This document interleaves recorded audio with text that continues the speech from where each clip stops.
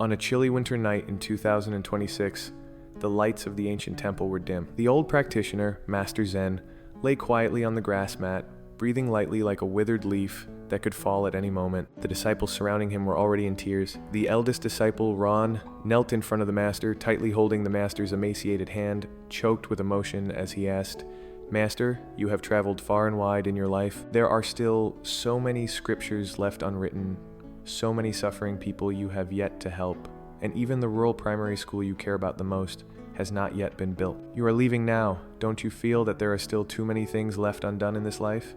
Don't you think this is a huge regret?" Ron's words represent the deepest fear of humanity towards death, the fear that it is like a ruthless pair of scissors, suddenly snipping at the climax of the story, leaving behind a ground full of fragments. The mage slowly opened his eyes, his gaze clear like a deep pool, showing no trace of the murkiness of death. He gestured for Ron to bring a ceramic bowl usually used for holding water from the table. That was an old bowl, the edge of which had a slight crack from years of collisions. The mage took the bowl and, using the last bit of his strength, gently tapped it against the edge of the bed. With a bang, the talwan shattered into several pieces.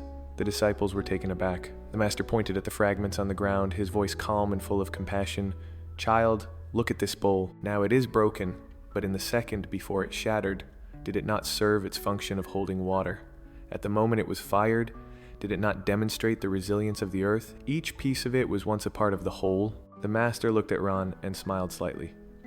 "People always think that to achieve perfection, one must draw a circle that is very large and takes a long time. But you forget that perfection does not depend on the size of the circle, but on whether you are fully focused at the moment you put pen to paper. I build schools and write scriptures. That is my action.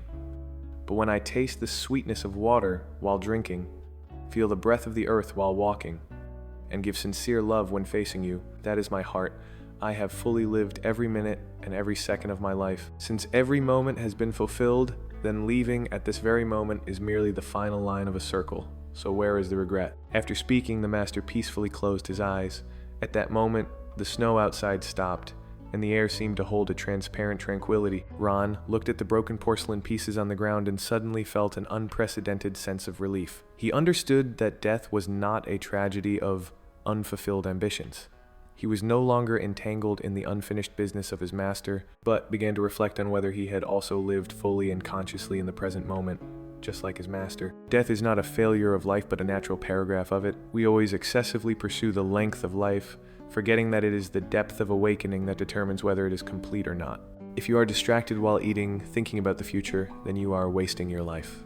If you are hugging your partner while scrolling on your phone, you are wasting the moment. A fulfilling life does not need to wait until 100 years old to settle accounts. If you can live each day with a clear conscience and awareness, then no matter when death arrives, your life has already taken a complete bow at that moment.